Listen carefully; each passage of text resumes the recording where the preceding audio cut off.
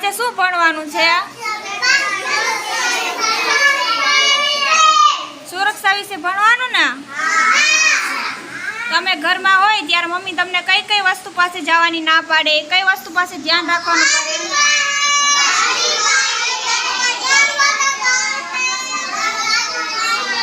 પછી પાણીના ટાંકા પાસે, તૂટેલી દિવાલ પાસે,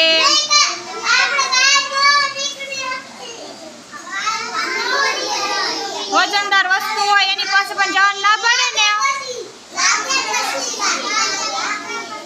પાણીના ટાંકા પાસે જાય તો શું થાય? અંદર પડી જાય. પાણીના ટાંકામાં પડી જાય ને તો ડૂબી જાય.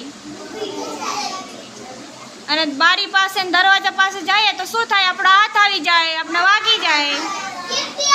હા, તૂટેલી દિવાલ પાસે જવાય? શું કામ ના જવાય? પડી જાય.